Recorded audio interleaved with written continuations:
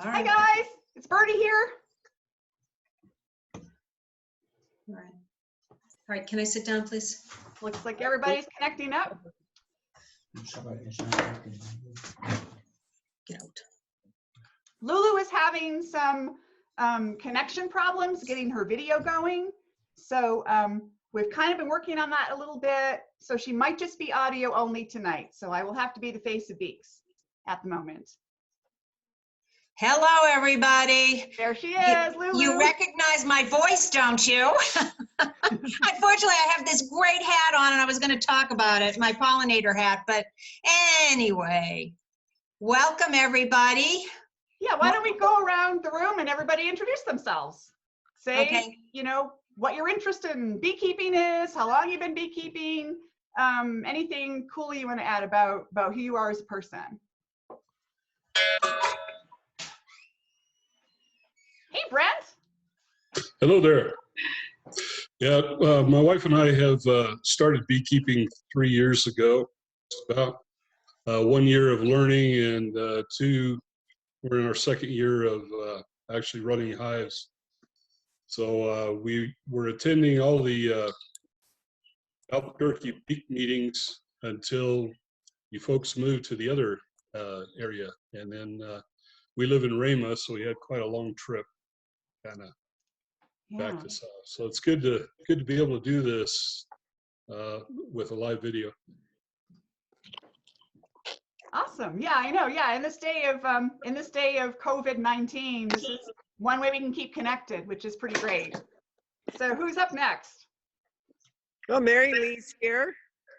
I don't know about my video, but that's okay. So I've been keeping bees for a little while and glad to see who's there. Awesome. Thank you. Your video turned off, right? No. Okay, who's next? Go for it. I don't know. Can you hear me, Birdie? I sure can. Okay, this is Jim Fitzgibbon. Hi, Jim. I sat next to you on the last meeting. We talked a little bit. I was looking remember. forward to your topic about all your computer geek stuff you want to do with the hives. But yeah, I am going to talk a little bit tonight about BuzzBox.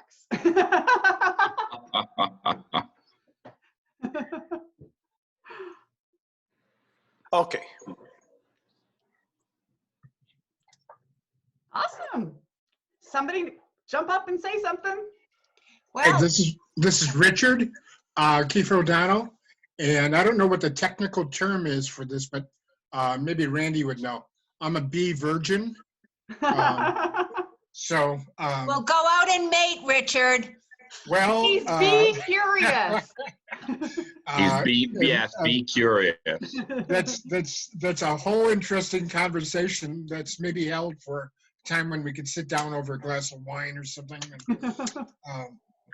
But I've got everything all set up, and then the bottom dropped out, as it were.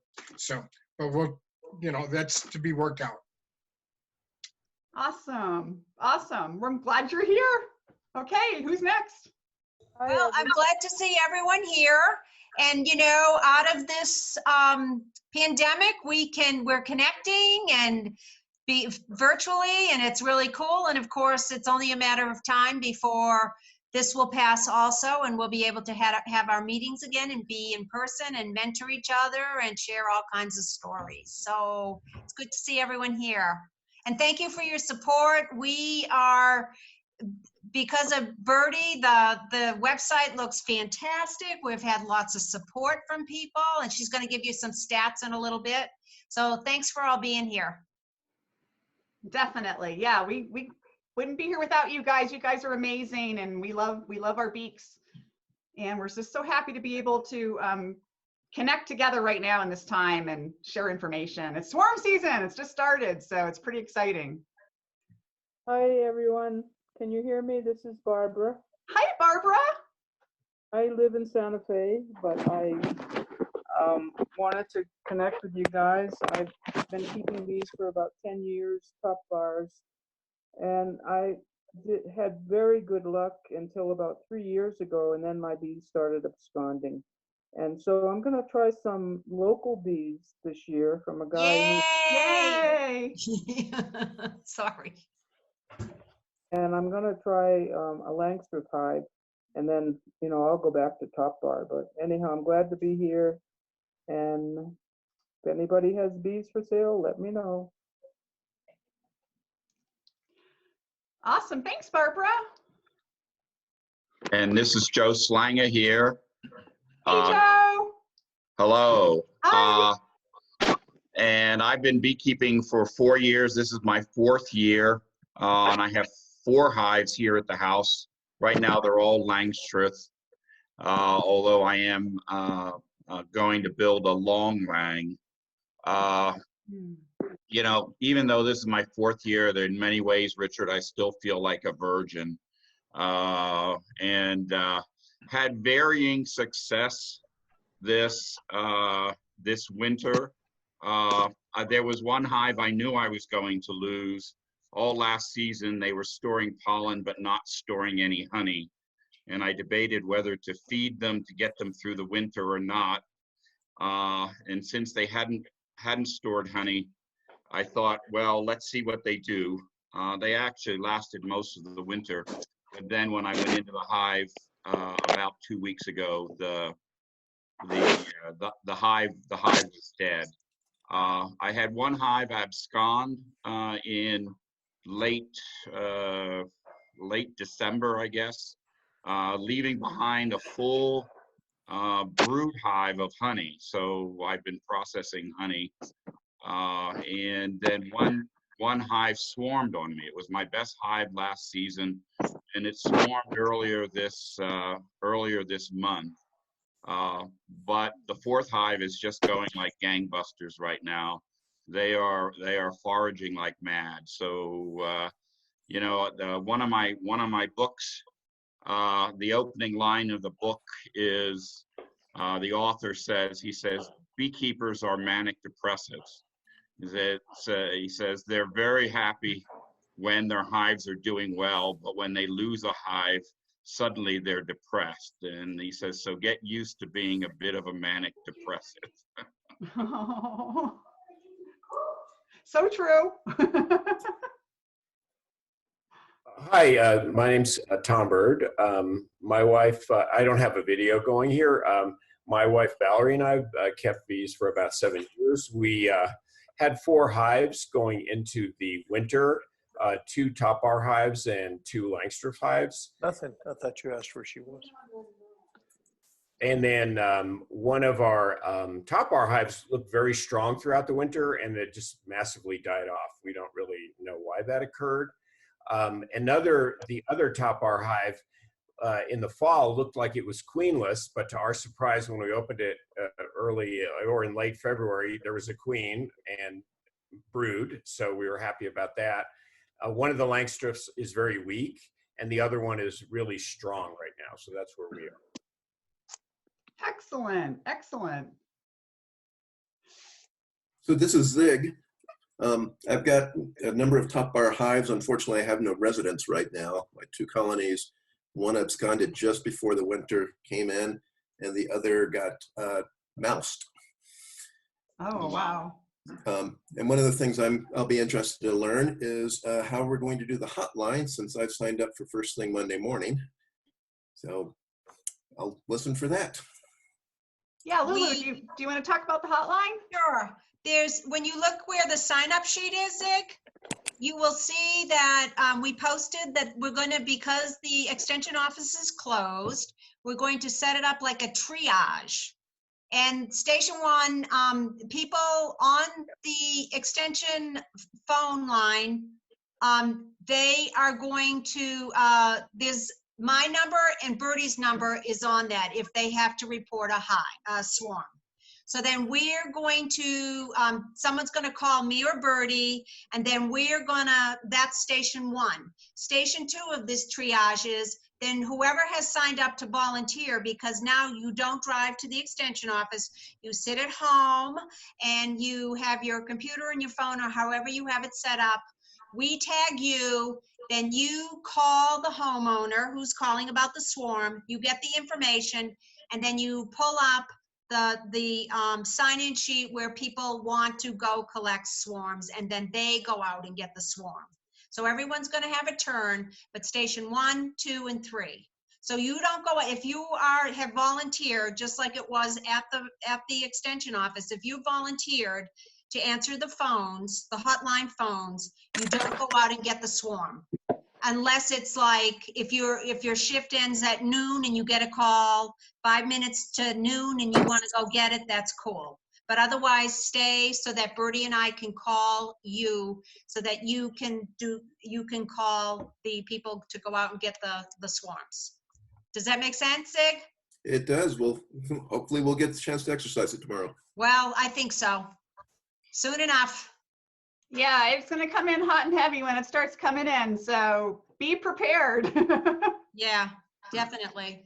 And a question, Lulu, what is typically done with the swarms? Is the person who captures them, do they generally keep the swarm, or you know, what if they're doing this just to be supportive of the group, but don't really need the swarm? How is that being handled? And maybe answer my first question, and that may answer the second.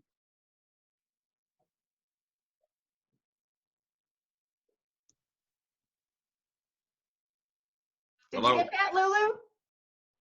Well, I can answer that. So, Or Bertie, go ahead. yeah, Go yeah. ahead and answer. If you collect a swarm, and you have options, you can keep that swarm yourself, Right. and add it to your own apiary.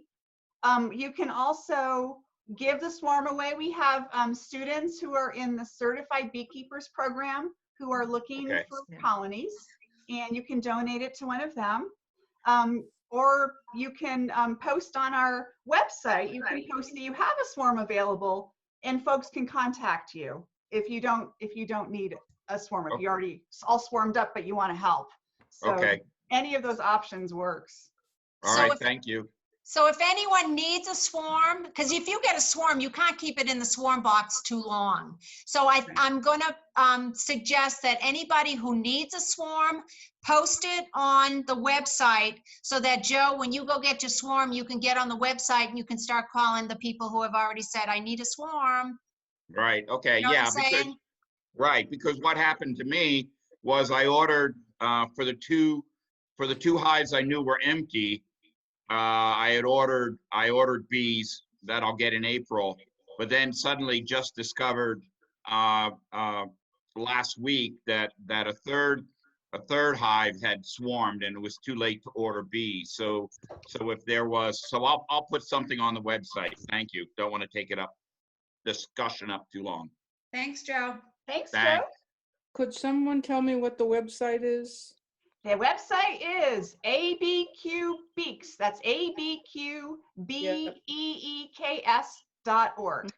And it's kind of like a social networking site. You're able to post photos, videos, start discussions, join in other discussions on the forum. We have lots of information, and I've been in the process of revamping the site because the site was outdated for some years, and so I took it over. I've been fixing it up, making it look cool, and adding all kinds of new interactivity for us. So look for even more changes over the next month, like cool things we're adding. One thing we have going on right now that's pretty exciting is we're having a video contest. I don't know if any of you guys clicked on the video link in the email that I sent out, the announcement about our contest, but we have a fun video there where my husband Daniel, who is a professional harpsichordist, a classical musician, he donned his bee suit and he played his harpsichord in his bee suit. Kind of a way of just making fun of, we're all in isolation now. What do you do? What are your hobbies now that you're at home? So, and Randy, one of our members, posted a super cute video today, and you've got to check it out. I don't want to give away what happens, but it's super cute. So go to the website, look on the video section, and we're having this contest. It goes until next Sunday. So post a video of yourself in your protective gear and doing something out of the ordinary in your protective gear. Could be with your bees, could be without your bees. And the winner is going to get a year-long subscription to either Bee Culture magazine or American Bee Journal magazine, your choice. So, yeah. And my husband's video is not up for the contest. I just posted that to get the party started, so to speak. So, I have a question, Birdie. Can you hear me? hi, Jennifer. Hi. Hi. I've never used this Zoom before, so I'm a newbie at this stuff. Yeah. I signed up to be a volunteer to collect, to call people for the swarm list. Awesome. And I wasn't able to write on that spreadsheet. And so I don't know if I'm really, what time I'm going to be taking calls. Was there an updated spreadsheet that went out? Oh, you know what? Check the spreadsheet again because I had forgotten to add, when I first sent it out, I didn't add that anyone could edit it. And so now you should be fine. So yeah, if you go right to the spreadsheet. And so we could see what other people's schedule is on that? Yes, you can see what other people have put in. Okay. Yeah, and add your own. Thank you, Jennifer. Thank you. Yes. Excited. Yeah, thank you. Yeah. Birdie, hi. Lulu, hi. This is Stephen Black. I'm an Albuquerque Beaks member up in Santa Fe also. And I just wanted to, well, I have 2 hives that made it through the winter. I'm kind of a new beekeeper, but like Joe said, I can totally relate to the manic, to the depressive part. So since my bees made it through and I kind of go out every day and look and go, oh, they're still alive, I'm a pretty happy guy right now.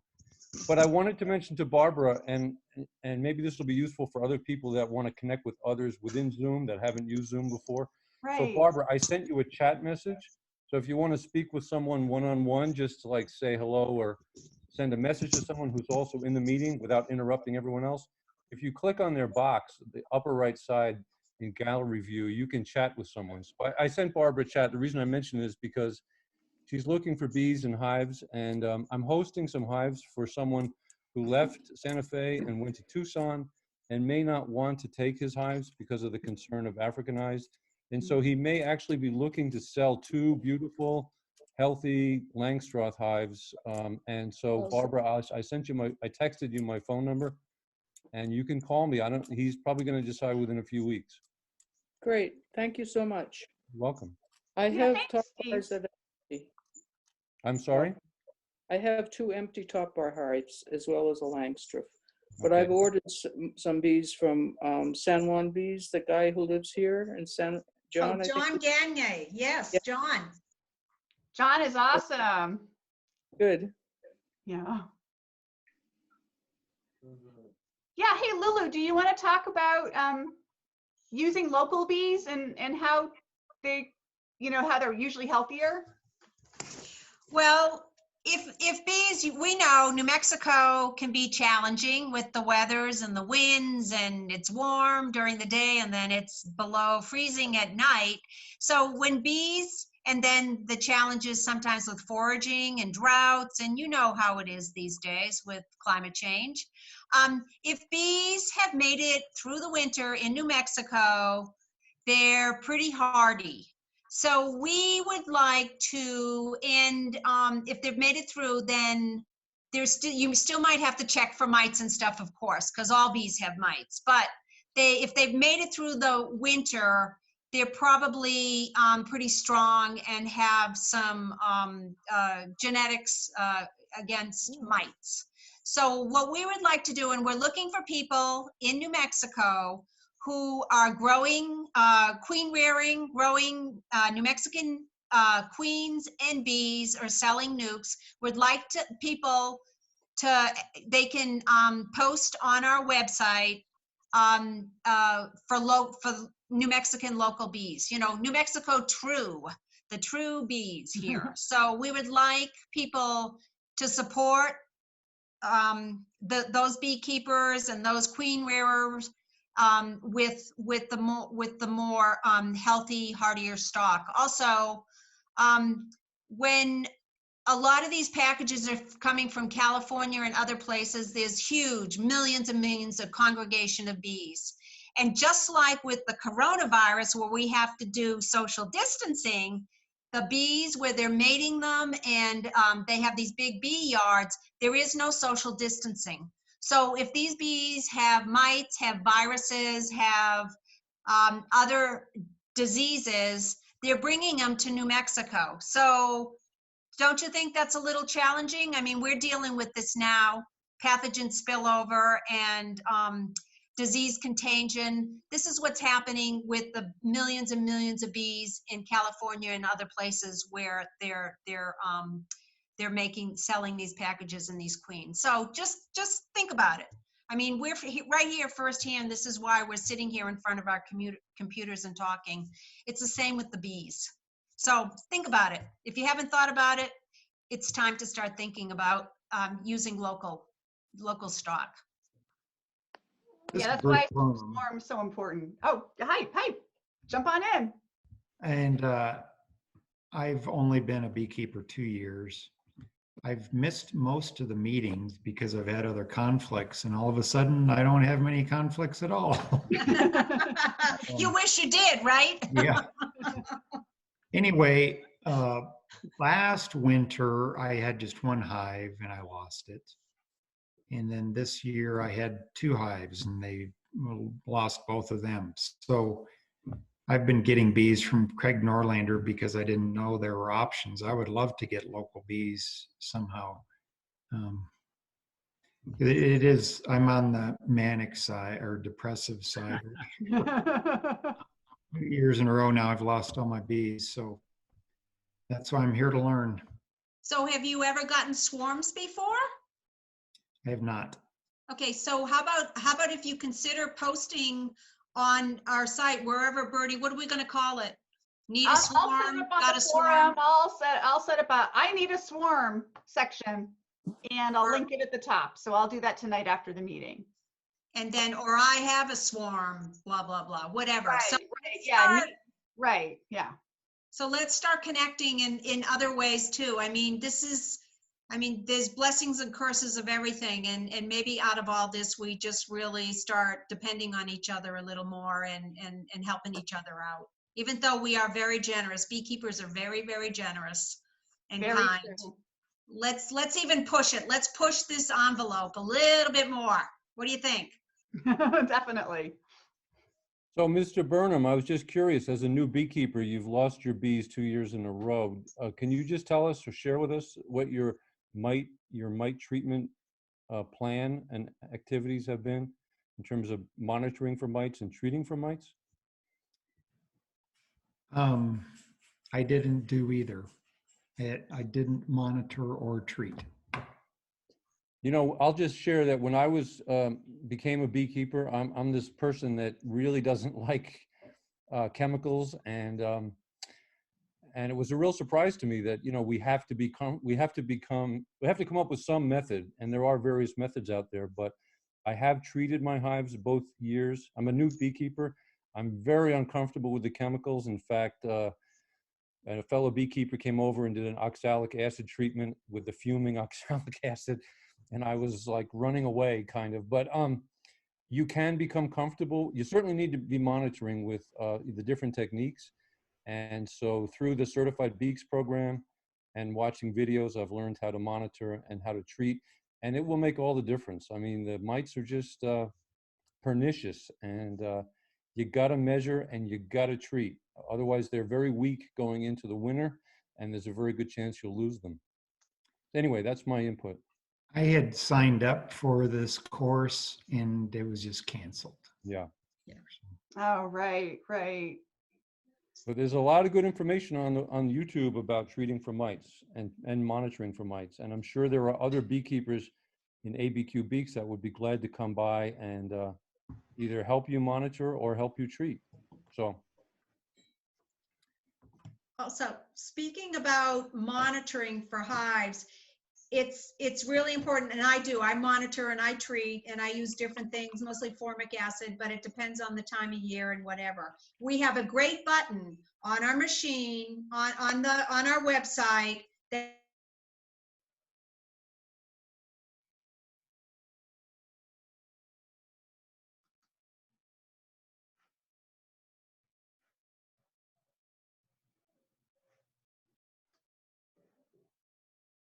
Are you still there, Lulu? Did I lose anyone? I think my Zoom crashed.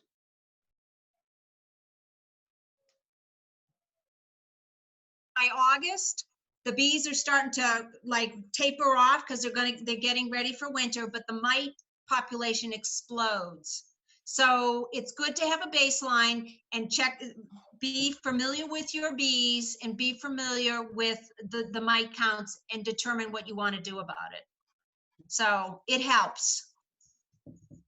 And then a question, Lulu, what is the current regulation with regard to treating during nectar flow? I know that the European Union approved the use of oxalic acid throughout the foraging season, but I thought the regulations in the U.S. were different. And the other question is does that equally apply to formic acid? Formic acid, you can basically use it anytime except when the temperatures go over, I think it's 92 or something, 90. So you can't really do it in the hot summers. But again, we have that little button on our website that will help you figure it out. Because it's always good to look at it, even if you are kind of married to a certain treatment, just to see what the other options are. And again, we'll have blogs on here, people talking about different treatments they use or not, and how they determine what they want to use. So the thing is, if you don't treat, your hive can become a mite bomb. And what that means is the bees take off, they abscond with thousands and thousands of mites and go to another hive and poison and mite that one out, mite bomb that one. So it's not good for your hives, and it could even go into one of your other hives. It's not good for your hives, it's not good for the feral hives in your area, it's not good for your neighbors' hives, and it's not good for the other pollinators, because there's all kinds of diseases that these mites carry that they pass them on to the honeybees. So think about it. Plus, we're going to start, we are so documented, when we treat or test, there is again, I'm spacing out now, there's on our website, you can report. New Mexico is underreported. We can report, and we want to really do this because we want to bring science into beekeeping. The bees need our help. We need to help the bees with science. So when you test, report it. What is that called, Bertie? What's that button? Do you know? Yeah, it's the, hold on a second. I'm just looking here. Well, actually, I can share the screen and show everyone the website and show people where to go to do that. How about that? Okay. Because let's start reporting. I mean, people do test and treat. Let's start reporting that to the whole country. New Mexico, you hardly see anything. Okay, here you go. Okay, so here's our website. And so we have a bunch of stuff on the website. We have events, our forum, we have different groups you can join. Like, for example, you know, maybe you're into natural beekeeping, or you're a top bar user, or you're interested in Africanized honeybees, or whatever. We've got tons of groups you can join and connect with other people who have similar interests. We also have the resources that Lulu's talking about. Yeah. The bee disease diagnostic tool. This takes you to the BMD. And so if you have a condition in your hive, you can click on a variety of things. Say you're having a problem with your adult bees, and maybe your drones are having issues, and you can diagnose the conditions, and it will give you information. It's very helpful. We also have Driftwatch, where you can place your hives on a map, and this helps your county know where there are beehives, so they will not spray in your area for pesticides and whatnot. So they will use that? They do use that, yes. Yeah, you can set up a like a, I think it's how is it 1,000 It's 1,000 square feet around your house. 1,000 Plus- square feet around your house. They will not spray in that area if you add yourself. All right, thank you. Also, if commercial pesticide, bug control places, if they're being responsible, they will pull up that map so they won't spray in your area if you're on the site. It's helpful. We're trying to get this communication, this connection going. Right. It's not perfect, that's for sure, but, oh yeah, there it is, Varroa Management Decision Yeah. Tool. That's a great tool. Yeah, this is fabulous. So you click Get Started.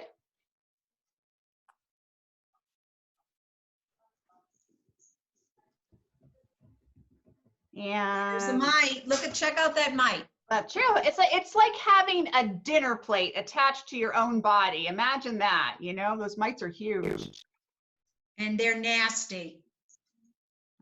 So it takes you through a variety of decision-making tools. So if you have mite levels that are at or above the threshold, you click So here. what's the threshold, Bertie? Does it say? I usually 2%, anything over 2%, that I definitely do something about it. Right, yeah, it doesn't say here, but I would agree that 2% is a, you know, you don't want to wait until it's higher than 2% before you make a decision about treatment. Because mites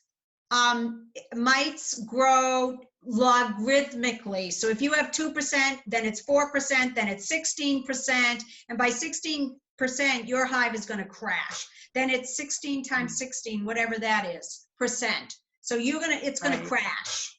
Right. So you got to kind of keep the level down.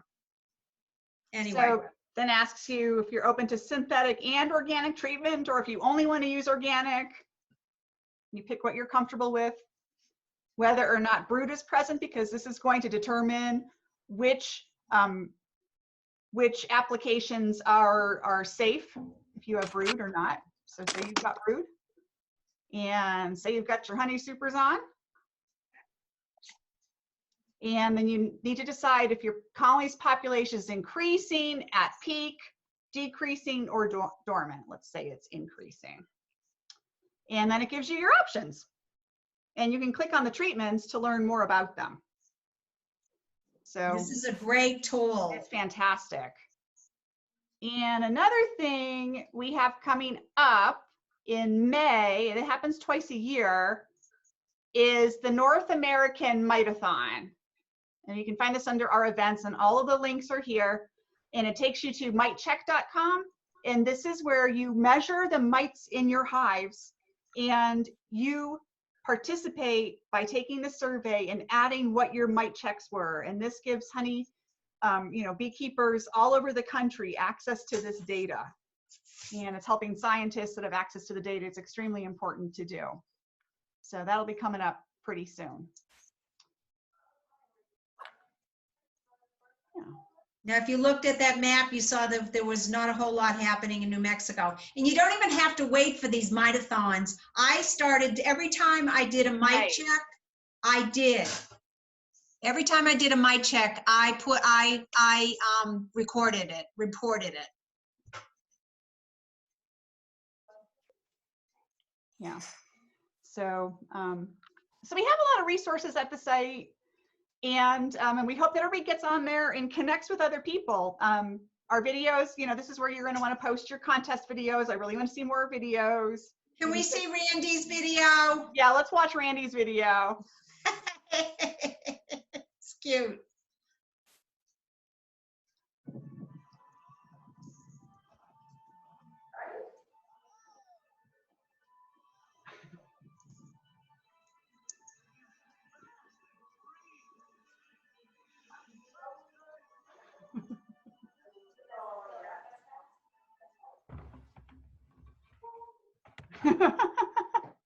Watching bee movie with his bees.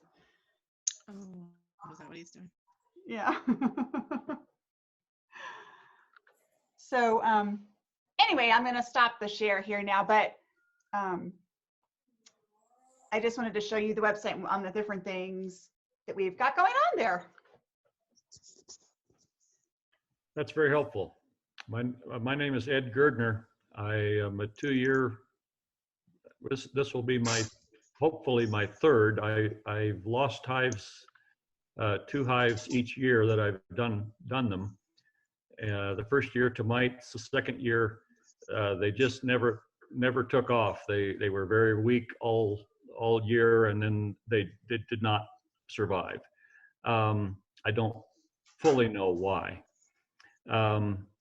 So this year I am hoping to get some swarms because I can't afford to keep buying bees and having them die. So I'm hoping to, I've set up some swarm traps, and I'm hoping to start again with bees for this year. So I'm looking forward to catching some swarms and helping out with the hotline, and maybe we can have some success with some of the local bees. Awesome. Thanks, Ed. Thank you. It's nice to meet you. So I'm a new Ed, member as well. good, thank you. Cool, So thank you. Ed, share with us how, if you did catch some swarms in your swarm boxes. It's always interesting. I tried last year, I never got one. Well, I live in East Mountains, and I've got 2 set up out here. I do not have any in the Albuquerque area yet. I'm hoping to get some there down along the river. I don't have places to set them just yet, but I hope to get about 6 swarm traps set up.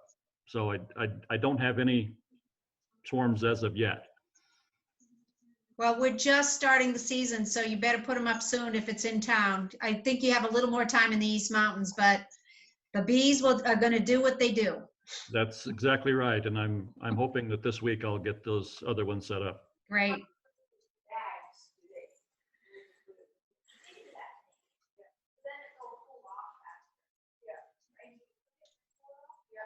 So Lulu, what else do we want to talk about? I mean, this is like our first online meeting, so we just wanted everyone to have a chance to chat, ask questions, talk to each other. And in future meetings, we're going to like arrange for some presentations. Next month, I'm going to give a presentation here on technologies you can use in your hive, because I'm a big geek. And one thing I do use in my hives, and I'm going to take video of me installing this new baby, is a BuzzBox. It's a pretty cool. It monitors the it's a device, and this device you put in your hive, and it comes with like a little canvas bag to keep it from getting all propolized. And it's solar powered. It does use Wi-Fi, and what it does is it keeps track of your hive's temperature, barometric pressure. It measures the frequency by which your bees are vibrating, so it can tell if your hive is queen right. It can tell if you have any pests or diseases in your hive, and it gives you alerts to your phone. It's a pretty amazing device. I've been using it for the past couple of years in my hives, and I love it. So I got an extra one this year so I could install it and show you guys how to use it. So I'm going to give a talk on that and some other technologies you can use next month. So what if anyone here wants to give a presentation, we could, drop Lulu a line, drop me a line, tell me what you'd like to talk about. We would love to get more energy into the meetings and talk about all kinds of interesting issues. And if you have any technology in your beehive questions, I'm your gal. What does the BuzzBox cost? It's about $200. So it's not You just set up a raffle. Yeah, seriously. This will And be a from where great did raffle prize. Birdie, from where did you purchase it? From their website. If you just look up BuzzBox and bees, you'll Okay. find their website. And they're usually, most of the time they're sold out because beekeepers do love them, but they do get new ones in, and you just Okay. get on a waiting list. All right, thank you. So it might take a couple months to get in, but they're awesome. So Birdie, yeah, I'm curious. So if your BuzzBox said you had 3% mites, did you also take get into your hive and take a count too to see how accurate it was? Yeah, it's extremely accurate. I mean, if it says you've got mites, it will give you like a probability of what that count looks like, of what the percentage is, and it's been extremely accurate. I mean, every time I would, because you can download all of the metrics, into like an Excel file from your app, and then it'll show you, and you can just, go and do a hive check, do a mite test, and it's very accurate. Cool. Yeah, I had this past year, one of my hives, they decided they didn't like their queen anymore and they superseded. And I was able to kind of watch that in real time off my phone and with the BuzzBox. It was pretty cool. Wow. Yeah. So next month we will be having a demonstration, a live, a stream demonstration on how to check for mites. So we'll get that together next month because it's good to know early on how to do a mite check. So. Great. Yeah, definitely. I have a question. I'm new to, I caught a swarm last May, and we winterized the hive over the winter, and they're still living, but we haven't got into it since November or so. They're real active, getting pollen, and we wanted to do a split this year. Any advice of when I should get into my hive? Is it okay to open it up now and look at it? Where are you? Where do you live? Here in Albuquerque on the west side. So check out the temperatures because they propolize it during the winter, which is like, a putty so that it keeps it so they can keep the hive warm. But I opened my hive last week just because I had my bees in a 15 nuke top bar, and they were so busy bringing in so much pollen. I was afraid they were going to swarm. So I put them, they were in their little bungalow, their 15 bar bungalow. Now they're in a McMansion, a 29 bar. So they're in their McMansion. They're really happy. But I was a little worried because we've been having some really cold nights, but they're doing fine. So I would say the temperatures are getting warmer. The temperatures are getting warmer at night. I would probably, how big was you have a laying or a top bar? A laying with 2 boxes. So 2 supers. I would say anyone with the laying like Randy, would you like to talk to Jennifer about when you think she's on the west side and you're out in Rio Rancho? What do you think? When do you think she should open it? Well, I think anytime when you have a couple of days that it's over, 60 degrees, I think you're okay. I know my neighbor Jim, he opened up his hive last week, and it's been cold, but I think the most important thing to remember is that it is going to get warmer, and we have to. The bees know how to keep warm. We just don't want to open them up if it's really cold. But if it's over 60, then I think you're in a pretty good place to check your hive. I checked my temperatures today, and it was 60 degrees here today in Rio Rancho, and so I think that's what I use, and I think you're safe as long as you're not opening up when the wind's blowing really bad and it's cold, and it's below 50. That's only in an emergency if you need to feed them or something like that. But otherwise, I think you should be okay. And what do I want to look for? Like we fed them sugar over the winter, see how much sugar they've eaten and see if they have honey. What else would I be looking for?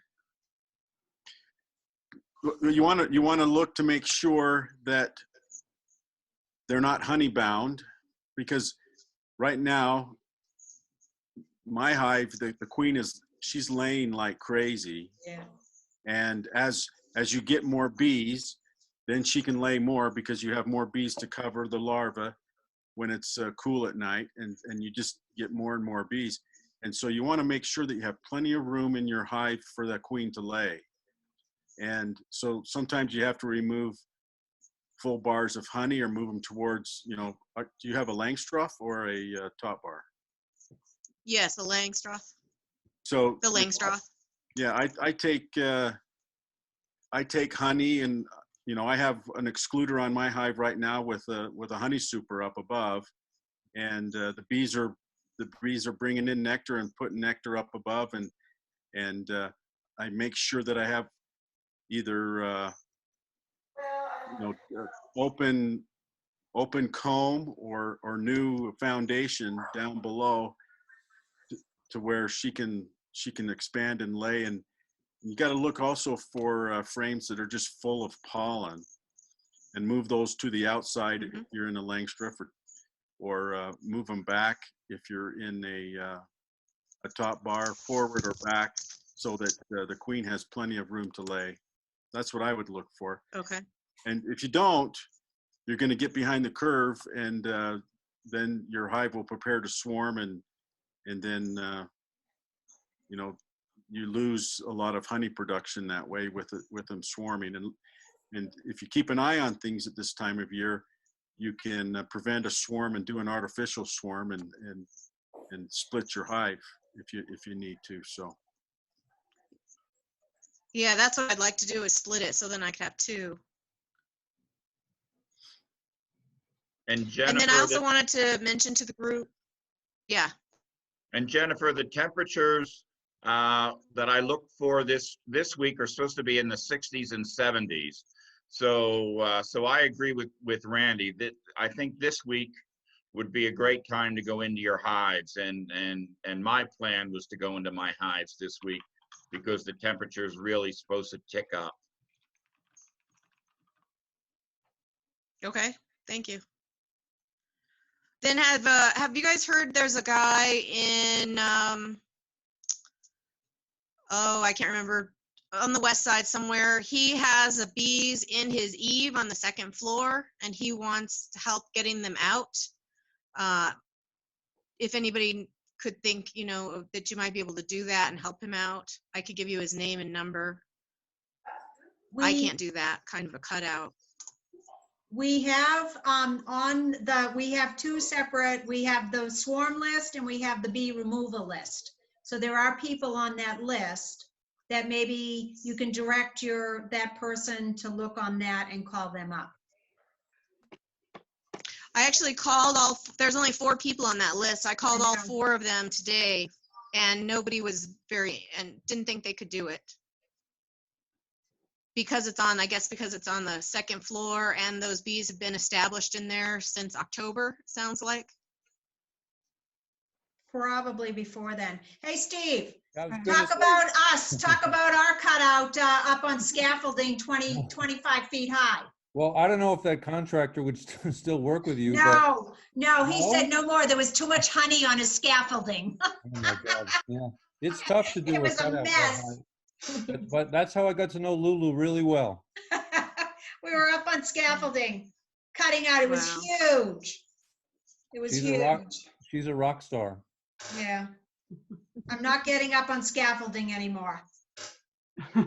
This is Lori, and that's actually, I just started beekeeping, and that was my first experience getting bees. I had a friend that called and said, oh, I know you've been interested in getting bees, and she had given me her top bar hive that she didn't use anymore, and there were some bees that were established at UNM that they wanted to get out. And so another friend of mine helped me, but it was way more than I realized it was going to be. And we got them back to my house okay, and they were doing really well. And then in October, I had someone come out, and I couldn't see the queen. I didn't really even know what to look for.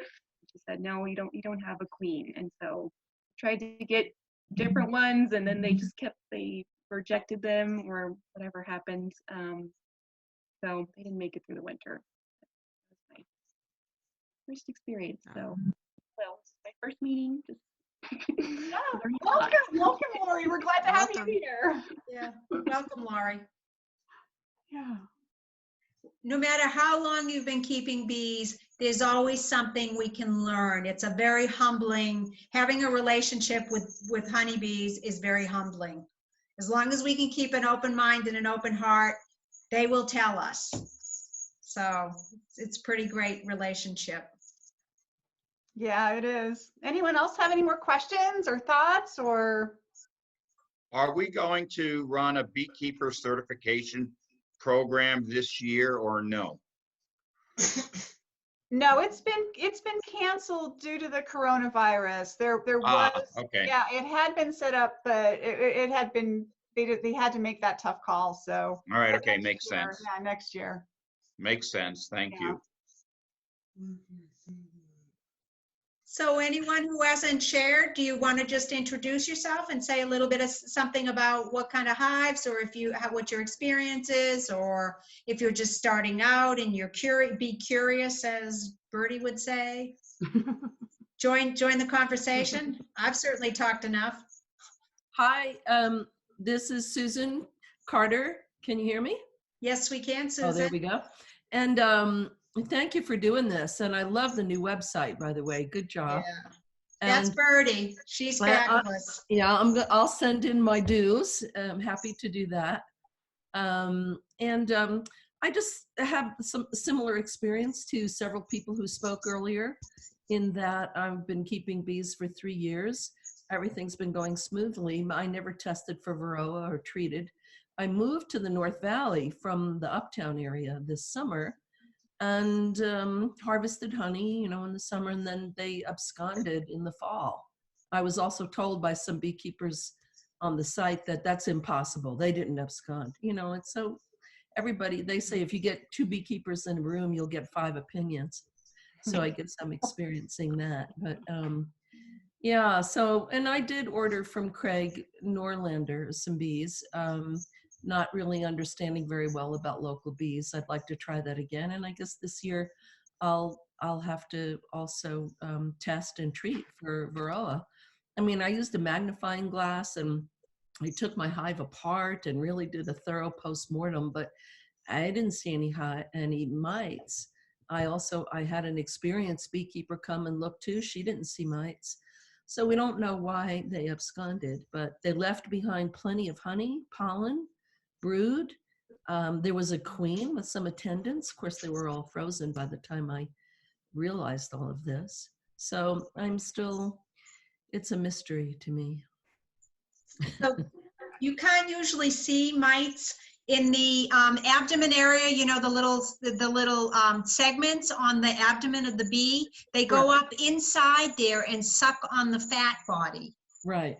So you generally speaking, you wouldn't see them. But if you start doing mite testing, you'll see mites. They come off either through alcohol or powdered sugar. Yeah, I'm convinced. I'll do it this year. So I just want to be clear. I'm not trashing packages from outside of New Mexico, but we would like to try and respect the local stock. And it's a transition time now. And even Craig says he wants to get more into queen rearing and raising local bees. But right now with the transition, if we can use local bees, I think that would be a real plus for the survival and keep starting to get some mite counts down and some more better genetics. Mm-hmm. So anyway. Okay. Thank you. Sure. Thank you, Susan. Hello. Hi. Hi. This is Hong Li. I ordered some bees and will get it in early of April, and I have never had bees before, and I am not a member yet, and it is the first time to join this meeting, and it is good to learn. Many members shared their experience, and I'm still kind of I don't know about bees, and I think I'm going to continue and become a member of the club and learn from you. Welcome.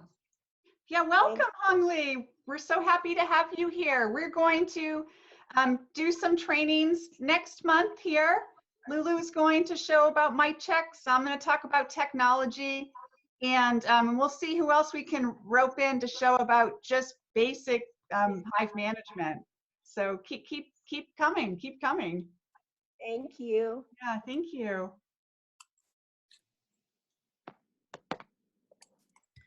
I'm wondering if, since this certification class was canceled, if it wouldn't be a good time to start some type of mentoring program. Well, with social distancing, it's really kind of going to be a challenge now, and that's kind of why they canceled it. And I know we all want this to be over tomorrow, but it's going to take a while for this to happen. Maybe we can, for the pandemic to be over, and we really want to stay safe so that we can have bees later on, right? And so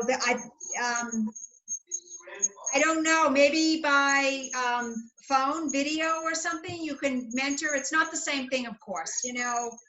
It's like, I like to be alone sometimes, but this is a little more than I want. And I know all of us are kind of itchy now, right? We want to get into hives. We want to have people help us mentor. We want to talk to people, but it's like, we got to be patient. So I don't know, anybody have any ways of, if we can't do it in person, how do you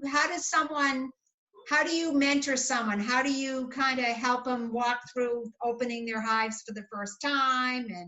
And how can we do this now? I guess, you know, my suggestion is that you will be amazed when you go onto YouTube and type in, you know, specific things you're curious about. There's so much information out there. And there are a lot of beekeepers that spend a lot of time making videos. Some of them are commercial, some of them are, you know, private. It's really interesting to watch how different people work with the bees.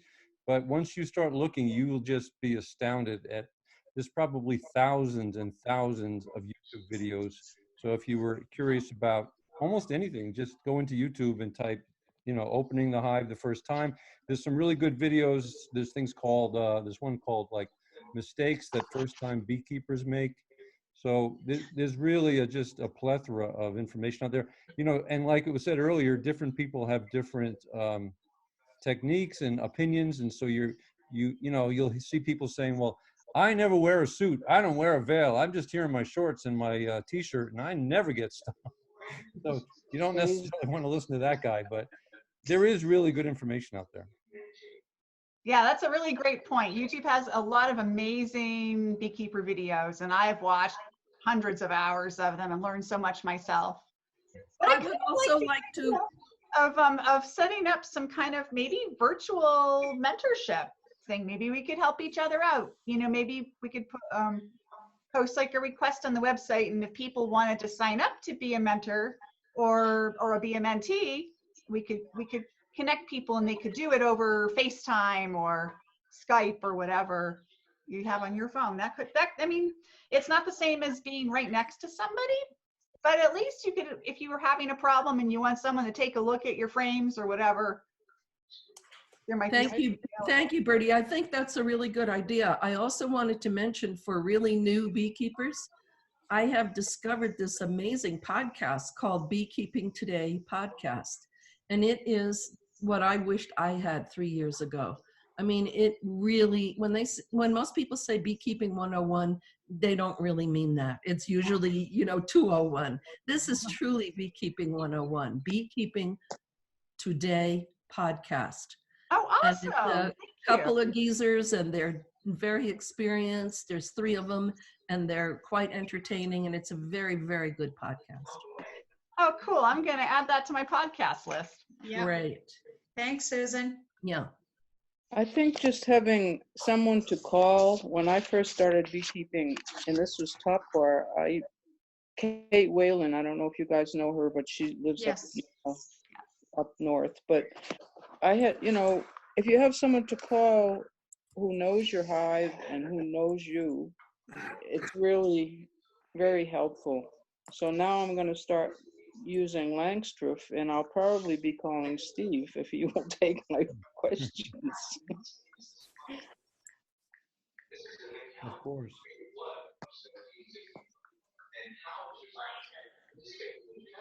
Yeah, I'll set that up. I'll set that up tonight on the website. I'll put up you know, a page, and people can go and post if they are willing to mentor, or if they need mentoring, and we can start connecting people. I think that'd be great. Thank you so much. I'm gonna have to sign out. It's great to know you all, and I will be in touch, and I will pay my dues, whatever that is. I'll be in touch with you, Bertie. Thank you. Barbara. Thanks, Barbara. Thank you. Bye-bye. I would say that we've had a great meeting tonight. First one. I agree. I agree. You've been very good. The kinks. Hey, Bertie. There's always kinks. We're going to talk about the stats. Lou said something Oh, about- yeah. Let's close out with the stats. Thank you. Yeah, Randy. actually, the website, since we've been doing the revamp, we have seen just a huge insurgence of new people checking out the site, people from our local area, New Mexico, Albuquerque area, New Mexico, but then people across the world too. So just in the past week, we have had over 1,850 separate individuals check out the site. Most of them are from our area. I would say 90%, but we've had a few like people, regulars who are coming back from the UK. So it must be friends or family of people that live here, I'm guessing, and also from the Netherlands. Most of our traffic has come from Google, from people looking up beekeeping in Albuquerque, or things that are specific to beekeeping here, or looking at BBQ beaks. And we do have traffic from a few of our fellow beekeepers' websites, NMBKA, the monthly organization, and the statewide organization, and also some of our local beekeepers that have websites have linked to us. So it's been pretty exciting to watch all this traffic and see and people are spending time at the site now. It's just not drive-bys. They're spending on average 7 to 8 minutes at the site, which is actually really cool social action. So So Bertie, how many paid members do we have? The membership is new this year because it's for sustainability purposes. And so how many members do we have, actually paid members? We have 108 right now. So cool. Yay. Thanks everybody. Thank you. Thank you for the support. Yeah, it pays for our website. It pays for our meeting space when we get to go back to our meeting space, and for any other odds and ends throughout the year. It's just $20 for the year, and it helps support us and keep us going. And where do we send the check? To you, Bertie? We have like a link on our website, and you can pay by PayPal. So we don't, we're still kind of sorting out all that. So, get on the website and pay your dues if you want to support. Thank you very much, Bertie. You're doing awesome. Like we're doing a sweeps for, on NPR right now. And you can always come to the meetings, even if you haven't paid for that Correct. Membership. Meetings are for still everybody. Come to the meetings. You can come on the website. You can still do that. It's not exclusive that way. So please come anyway. Thank you. Yeah. Thank you guys. Thank you so much. Oh, and I knew there was one more thing I was gonna bring up. What the heck was it? We talked about the video contest, and what about the survey? We're not doing a survey this year. All right, thanks. We've just had too much happening. Next year, we'll probably do it every other year or something. No survey this year. All right, thanks, Lulu. Sure, Joe. Good to see you. Good to see you too. Or You hear can't see me. Or hear you. My camera isn't working. All right. I will get Lulu fixed up for next time so we can. Yeah, we will. Hat and everything. Yeah, my pollinator hat. Yeah. Okay, everybody. Okay, well, thanks, guys. Thanks. Thank you. Thank you, Bertie. Thank you, Lulu. You guys are really good. Wonderful. Okay, love all you guys, and see you soon. I'll keep sending out, notifications on when our upcoming meetings are and any other news. And the swarm list. And the swarm list. You got it. Wonderful. Okay, bye-bye. Bye. Good night.